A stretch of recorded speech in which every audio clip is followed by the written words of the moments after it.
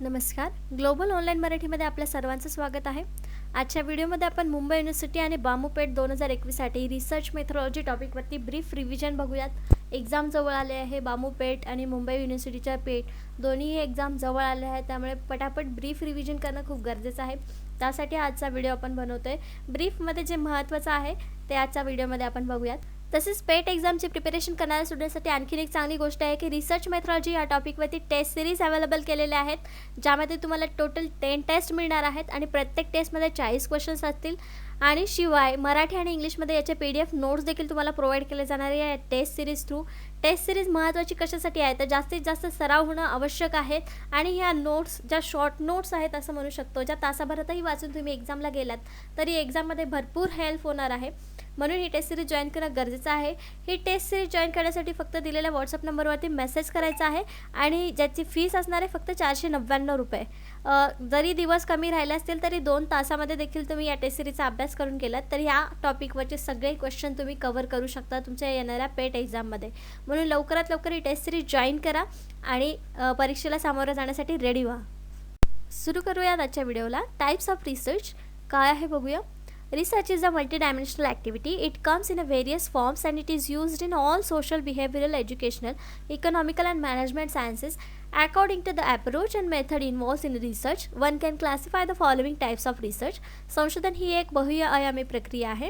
हे विविध स्वरूपात येते आणि सर्व सामाजिक, वर्तन विषयक, शैक्षणिक आणि आर्थिक व्यवस्थापन शास्त्रामध्ये वापरले जातं. एखाद्या संशोधनात सामील झालेल्या दृष्टिकोन आणि पद्धतीनुसार एखादी व्यक्ती खालील प्रकारच्या संशोधनाचे वर्गीकरण करू शकते. म्हणजे प्रत्येक वर्गीकरण वेगवेगळ्या गटात होतं, कारण त्याचे वेगवेगळे शोध आहेत, वेगवेगळ्या पद्धती आहेत, त्यानुसार हे वेगवेगळ्या गटामध्ये रिसर्च टाईप आपण टाकत असतो. तर खाली टाईप आहेत research type: descriptive, analytical, applied, fundamental, quantitative, qualitative, conceptual, empirical. हे जे आहेत ते रिसर्चचे टाईप आहेत, पण ते म्हणजे 2-2चा गट आहे. जसं आपण म्हणू शकतो की descriptive versus analytical research, applied versus fundamental, quantitative versus qualitative, conceptual आणि इम्पेरिकल. अशा हेतूने की आपण जेव्हा ते वाचतो तेव्हा ते आपल्या जास्ती लक्षात राहतं. म्हणून अशा हेतूनेच किंवा अशाच प्रकारे आपण हे रिसर्च टाईप आज आपण बघूयात. एक इमेज असेल, त्या इमेजमध्ये काय दिलेलं आपण बघू आणि समजून घेऊ, जेणेकरून हे आपल्या परीक्षेच्या दृष्टीने लक्षात राहील. बघूयात. रिसर्च आपण समजून घेऊया. हे टाईप एका छोट्या छोट्या वाक्यांनी असं समजून घेतलं तर आपल्या जास्त परीक्षेच्या दृष्टीने लक्षात राहील. म्हणून बघूया. अप्लाइड वर्सेस फंडामेंटल रिसर्च असं दिलेलं आहे. त्याचं कॅरेक्टरिस्टिक्स काय आहे. The research can either be applied research और फंडामेंटल रिसर्च. जे रिसर्च काय असू शकतात तर एक प्युअर म्हणजे ॲक्शन रिसर्च म्हणजे उपयोगात आणण्यासारखं रिसर्च असू शकेल, किंवा ते फंडामेंटल म्हणजे मूळ रिझन असेल किंवा रूल असेल, एखादा लॉ असेल, त्याला फंडामेंटल म्हणजे बेसिक प्युअर रिसर्च असेल, यापैकीच रिसर्च असू शकेल. हे याचं कॅरेक्टरिस्टिक्स आहे. म्हणजे या टाईपमध्ये रिसर्च होऊ शकतो. तर याचे पॉईंट्स बघूया काय दिलं तर आपण. अप्लाइड रिसर्चचा काय पॉईंट आहे. Aim is at finding a solution for an immediate problem facing a society or industrial business organisation aim at conclusions. म्हणजे अप्लाइड रिसर्चचा काय हेतू आहे किंवा काय करतं अप्लाइड रिसर्च तर एका छोट्याशा प्रॉब्लेमसाठी सोल्युशन शोधणं, जे सोसायटी किंवा एखादा बिझनेस फेस करत आहे अशा प्रॉब्लेमवरती सोल्युशन शोधणं, यासाठी हा रिसर्च केला जातो अप्लाइड रिसर्च. त्याला market research, design, safety, health, pollution, society, environmental, industrial, pharmaceutical यामध्ये जे काही रिसर्च होतात ते सगळे अप्लाइड रिसर्च आहेत आपण असं म्हणू शकतो. म्हणजे एखाद्या आजारावरती औषध शोधणं जे काय आहे ते आहे अप्लाइड रिसर्च. तर फंडामेंटल रिसर्च काय आहे. Mainly concern with generalization and with the formulation of a theory. म्हणजे एखादी थेअरी मांडण्यासाठी किंवा एखादं जनरलाइज स्टेटमेंट प्रूव्ह करण्यासाठी फंडामेंटल रिसर्च आपण करत असतो. फंडामेंटल संशोधन ज्याला म्हणतात, म्हणजे मूलभूत संशोधन ज्याला म्हणतात, ते असं असतं की एखादा थेअरी फॉर्म्युलेट करण्यासाठी किंवा लॉ बनवण्यासाठी हे रिसर्च केलं जातं. जसं आपण म्हणतो न्यूटनचे जे लॉ आहेत ते या प्रकारच्या रिसर्चमध्ये येतात. कारण त्याने एक बेसिक लॉ शोधला जो ग्रॅव्हिटीविषयी आहे, म्हणून तो फंडामेंटल रिसर्च आपण कन्सिडर करू शकतो. तर एक्झाम्पल काय दिलेलं आहे फंडामेंटल रिसर्चचं. प्युअर मॅथमॅटिक्स बरोबर मॅथमॅटिक्समधले जे काही फॉर्म्युले आहेत ते फंडामेंटल रिसर्चमध्येच येतात. त्याच्यानंतर theoretical physics, generalization of human behaviour हे जे काय आहे ते फंडामेंटल रिसर्चमध्ये येतात. म्हणून हे 2 टाईप झाले आपले रिसर्चचे, एक अप्लाइड रिसर्च, एक फंडामेंटल रिसर्च. की नोट्स काय म्हणता येतील की एक आहे इमिजिएट प्रॉब्लेम फेसिंगला सोल्युशन शोधणं, आणि फंडामेंटलमध्ये काय आहे तर generalization and with the formulation of theory, म्हणजे थेअरी फॉर्म्युलेट करण्यासाठी फंडामेंटल रिसर्च आपण वापरतो. या प्रकारच्या रिसर्चवरती किंवा या प्रकारच्या टाईपवरती कसा प्रश्न येऊ शकतो आपण एक प्रश्न बघूया. Which of the following employs the correct sequence in action research paradigm. पुढीलपैकी कोणती कृती संशोधन प्रतिमानात योग्य अनुक्रम सूचित करते. म्हणजे ॲक्शन रिसर्चमध्ये काय प्रोसेस आवश्यक असते याचे प्रश्न विचारलेला आहे. तर याचे ऑप्शन्स बघूयात. पहिला आहे ॲक्ट, रिफ्लेक्ट, प्लॅन आणि ऑब्झर्व. म्हणजे आधी कृती करायची, मग त्याचं रिफ्लेक्शन काय असेल ते सांगायचं, मग प्लॅन करायचं आणि मग त्याचं निरीक्षण करायचं. ते ऑप्शन असू शकतं का? नाही. तर बी बघूया. रिफ्लेक्ट, ॲक्ट, ऑब्झर्व आणि प्लॅन. म्हणजे पहिले उत्तर द्यायचं, म्हणजे नंतर कृती करायची, मग निरीक्षण करायचं आणि नंतर प्लॅनिंग करायचं. हे पण थोडा सिक्वेन्स चुकीचा वाटतो. मग सी बघूया. निरीक्षण करायचं, रिफ्लेक्ट म्हणजे काय आहे ते सांगायचं, नंतर प्लॅनिंग करायचं आणि मग पुन्हा कृती करायची. हे तर पूर्ण चुकीचं आहे. नंतर डी बघूया. प्लॅन, ॲक्ट, ऑब्झर्व आणि रिफ्लेक्ट. तर हे बरोबर असणार आहे आपलं करेक्ट ऑप्शन. कारण पहिले प्लॅन करावा लागतो, मग त्याच्यावर कृती करावी लागते, मग त्याच्यावर ऑब्झर्वेशन करावं लागतं कृती केल्यानंतर, आणि मग ते त्याचं जे काय रिझल्ट असेल तो रिफ्लेक्ट होतो. म्हणजे याचं करेक्ट ऑप्शन काय असणार आहे? डी. पुढचा टाईप बघूया आपण. Descriptive research and experimental research. आता या दोन्हीमध्ये काय आहे फरक किंवा या दोन्हीचे काय पॉईंट्स आहेत ते आपण समजून घेऊया. एक आहे डिस्क्रिप्टिव्ह रिसर्च आणि दुसरा आहे एक्सपेरिमेंटल रिसर्च. तर पहिला पॉईंट काय आहे? डिस्क्रिप्टिव्ह रिसर्च आपण बघूया.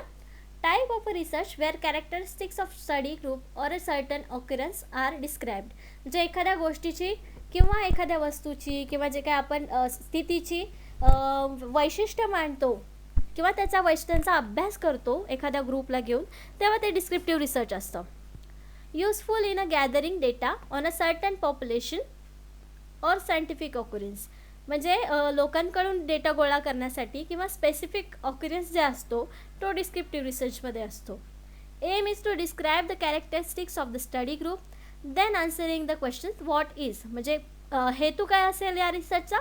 तर वैशिष्ट्य जे आहेत एखाद्या विशिष्ट ग्रुपची जी वैशिष्ट्य आहेत त्याच्या प्रश्नांवरती उत्तर शोधणं हा या रिसर्चचा एम असतो किंवा हेतू असतो असं आपण म्हणू शकतो.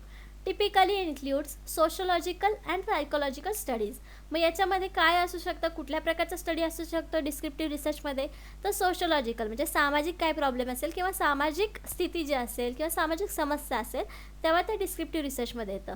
तसंच सायकोलॉजिकल स्टडीज काय असू शकतात, मानसिकतेबद्दल किंवा लोकांच्या विचार करण्याबद्दल जे काही रिसर्च असतात ते डिस्क्रिप्टिव्हमध्येच येतात. त्याच्यानंतर अजून काय म्हणता येईल डिस्क्रिप्टिव्ह रिसर्चबद्दल? Uses both qualitative and quantitative methodologies. म्हणजे परिणामात्मक आणि गुणात्मक दोन्ही प्रकारच्या मेथड्स किंवा मेथडॉलॉजी या डिस्क्रिप्टिव्ह रिसर्चमध्ये आपण यूज करतो. तर त्याच्याच बरोबर वर्सेस आपण काय म्हणू शकतो तर एक्सपेरिमेंटल आहे. डिस्क्रिप्टिव्हमध्ये आपल्याला ऑब्झर्वेशन करून किंवा डेटा गोळा करून हे करावं लागतं. तर एक्सपेरिमेंटमध्ये आपल्याला काय करावं लागेल हे आपण बघूया. एक्सपेरिमेंटल रिसर्चमध्ये type of research that manipulates variable to the come to the conclusion. कन्क्ल्युजनवरती येण्यासाठी म्हणजे शेवटी जे काय निघते निष्कर्ष त्याच्यावर येण्यासाठी व्हेरिएबल्स एकमेकांवर काय परिणाम करतात किंवा काय करत नाहीत याचं एक्सपेरिमेंट करून आपल्याला रिसर्च करावा लागतो. त्याच्यानंतर useful in finding out the cause effect of casual relationship, को रिलेशन्स एक्सेट्रा. म्हणजे याच्यामध्ये एक्सपेरिमेंटमध्ये अजून काय बघावं लागतं आपल्याला तर एखाद्या समस्येचा किंवा प्रॉब्लेम्सचा कारण आणि परिणामाचा अभ्यास एक्सपेरिमेंट रिसर्चमध्ये करता येतो. त्याच्यानं aim is to manipulate the given variables so as to support or reject the assumption hypothesis, hence it is answered the question what if. म्हणजे ह्याचा हेतू काय आहे तर एखाद्या व्हेरिएबल्सने दुसऱ्या व्हेरिएबल्सचा कसा सपोर्ट केला आहे किंवा कसं मॅनिप्युलेट केलं आहे किंवा त्याच्यावर काय परिणाम झालेला आहे एकाच्या व्हेरिएबलमुळे किंवा दुसऱ्या व्हेरिएबलमध्ये पहिल्या व्हेरिएबलवर काय परिणाम झाला आहे आणि शेवटी मग व्हॉट इफ म्हणजे काय असेल, असं झालं तर काय होईल किंवा असं झालं असतं तर काय होईल या प्रश्नाचं आन्सर आपल्याला एक्सपेरिमेंट रिसर्चमध्ये मिळतं. म्हणजे hence it answers the question what if. त्याच्यानंतर typically concludes forensic studies, biological and other laboratory studies.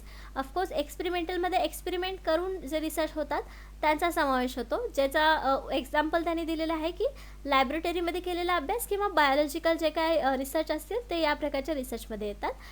त्याच्यानंतर प्रायमरी युजेस क्वांटिटेटिव्ह मेथडॉलॉजी. म्हणजे परिणात्मक जी काय मेथडॉलॉजी आपल्याला याच्यामध्ये यूज करावी लागते एक्सपेरिमेंटल रिसर्चमध्ये, कारण परिणामाचा अभ्यास याच्यामध्ये केला जातो.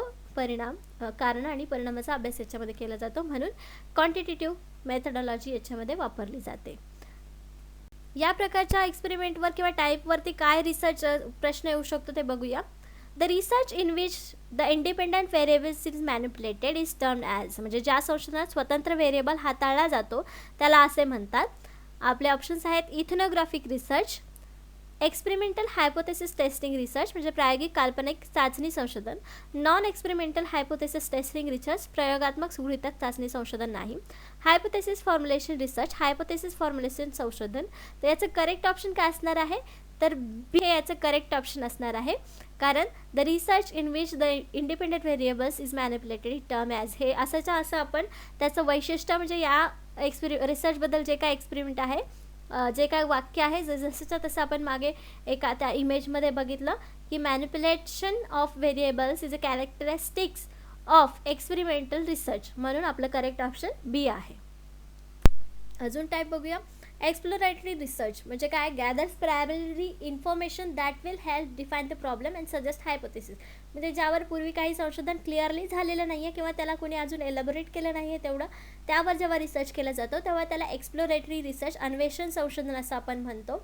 त्याच्यानंतर डिस्क्रिप्टिव्ह रिसर्च आत्ताच आपण बघितलं, describes things as market potential for a product or the demographic and consumers attitude, म्हणजे एखाद्या मार्केटविषयी काय प्रोडक्ट कसा चाललेला आहे किंवा लोकांवर त्याचा काय परिणाम आहे किंवा लोकांना त्याची किती गरज आहे किंवा त्या प्रोडक्टबद्दल लोकांचा दृष्टिकोन कसा आहे, या सगळ्याचा अभ्यास डिस्क्रिप्टिव्ह रिसर्चमध्ये आपण करू शकतो.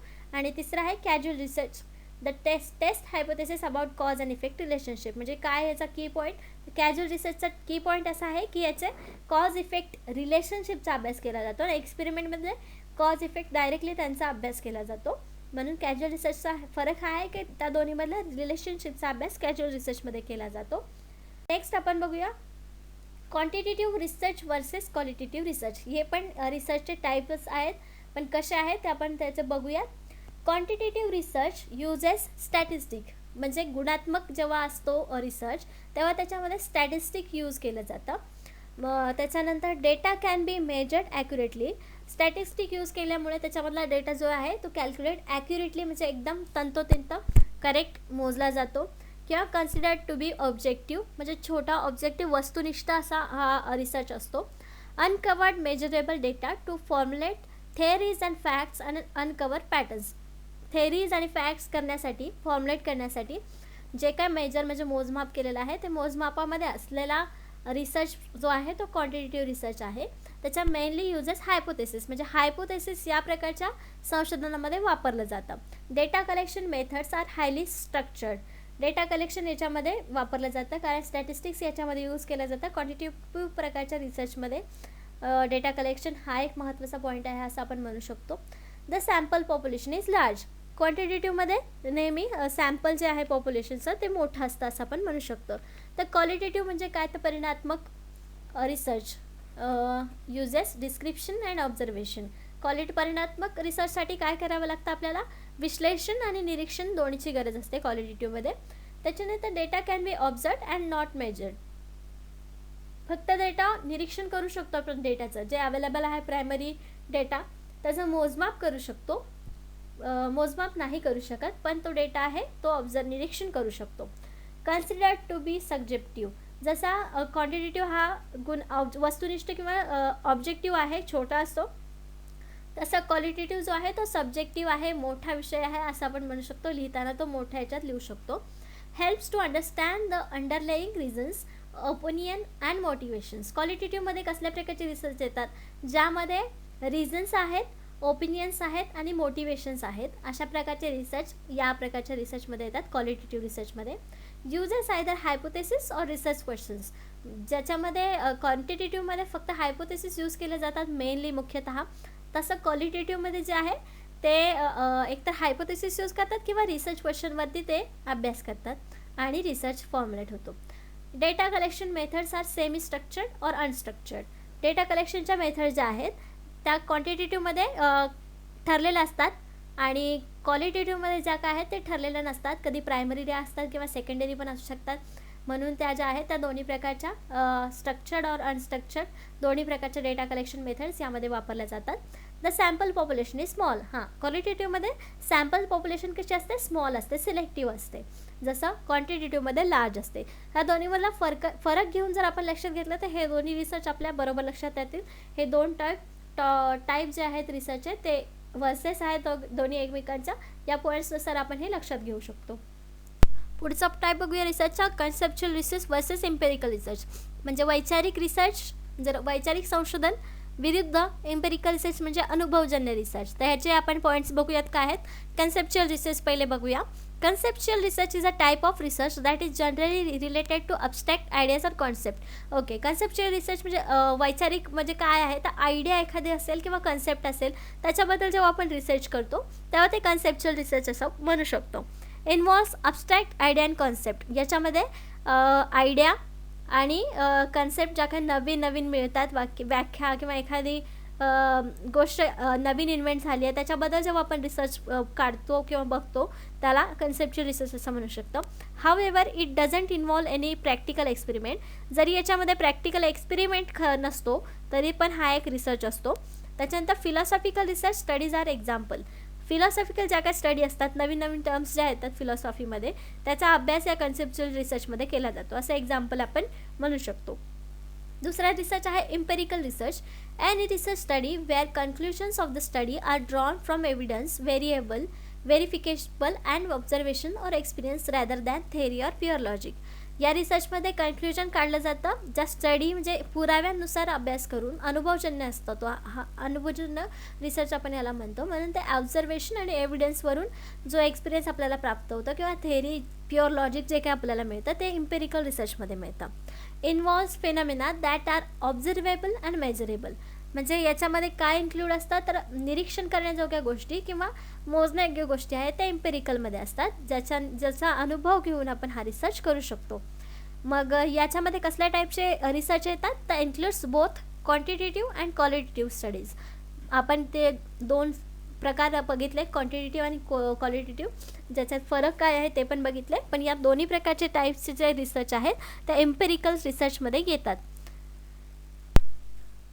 रिसर्च टाईप आपण बघितला. आता रिसर्च प्रोसेस बघूया आपण. या इमेजवरून रिसर्च प्रोसेस लक्षात ठेवायला आपल्याला सोपं जाईल म्हणून आपण ही इमेजेस बघूया आणि एक्सप्लेन करूया जेणेकरून रिसर्च प्रोसेस आपल्याला लक्षात येईल. तर पहिलं काय असतं रिसर्च प्रॉब्लेममधला, रिसर्च प्रोसेसमधला पहिला पॉईंट जो आहे किंवा पहिली स्टेप जी आहे ते फॉर्म्युलेटिंग द रिसर्च प्रॉब्लेम. जे रिसर्च प्रॉब्लेम आपल्याला शोधला पाहिजे जे काय आहे ती पहिली स्टेप. आपल्याला क्वेश्चन समस्या आधी मिळाले पाहिजे तेव्हाच त्याच्यावरती रिसर्च होतो. त्याच्यानंतरची दुसरी स्टेप आहे रिव्ह्यूइंग लिटरेचर.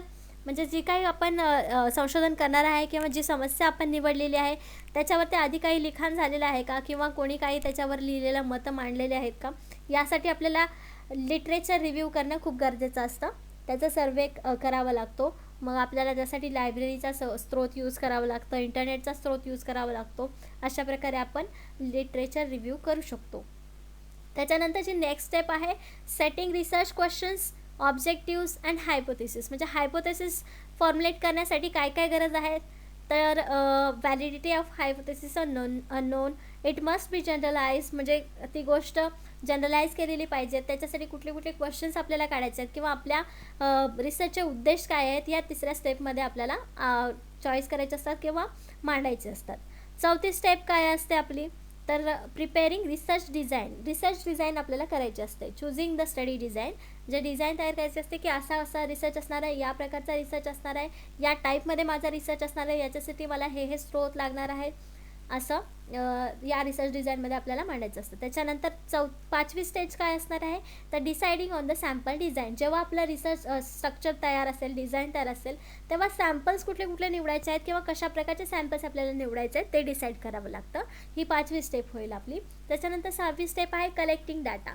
जेव्हा आपलं सॅम्पल ठरलं तेव्हा त्याच्यावरतून त्या सॅम्पलवरून आपल्याला डेटा कलेक्शन करायचं आहे, म्हणून ही त्याच्या पुढची स्टेप झाली सहावी, collection of data.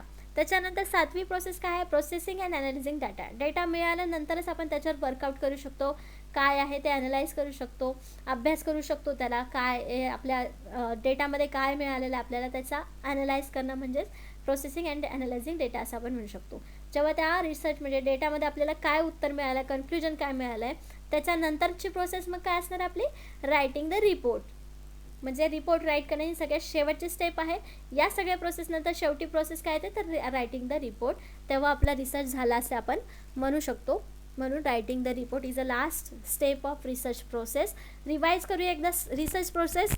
Identifying problem, reviewing literature, setting hypothesis or objectives, choosing the studies design, deciding on the sample design, collection of data, processing analyzing data and report writing. हे 8 step आहेत research प्रोसेसच्या. त्याच्यानंतर रिसर्चमध्ये the sampling design process पण महत्त्वाची आहे. Sampling निवडणं खूप गरजेचं आहे, त्याच्यावरती रिसर्च पूर्ण डिपेंड असतो. म्हणून रिसर्च डिझाईन सॅम्पलिंग डिझाईनचे सुद्धा प्रोसेस आहेत. तर काय प्रोसेस आहे? Define the population. आधी पॉप्युलेशन बघायची, डिफाईन करायची. त्याच्यानंतर डिटरमाइन द सॅम्पलिंग फ्रेम, म्हणजे सॅम्पलिंग फ्रेम आपल्याला निवडायचं आहे. प्रोबॅबिलिटी हे सॅम्पलिंग आहे की नॉन प्रोबॅबिलिटी सॅम्पलिंग आहे. सॅम्पलिंग टेस्ट टेक्निक्स, नंतर सॅम्पलिंग फ्रेम निवडल्यानंतर टेक्निक्स कुठल्या वापरायच्यात आपल्याला टेस्टिंगसाठी किंवा सॅम्पलिंगसाठी ते डिसाईड करायचं. सॅम्पलची साईज डिसाईड करायची आणि नंतर मग सॅम्पलिंग प्रोसेस एक्झिक्यूट व्हायला सुरुवात होते. तर त्याच्यामध्ये टाईप्स आहेत सॅम्पल निवडण्याचे किंवा सॅम्पलिंगचे डिझाईनचे टाईप्स कसे असतील. प्रोबॅबिलिटी अँड नॉन प्रोबॅबिलिटी सॅम्पलिंग्स, त्याला आपण एक्सप्लेन करून बघूया.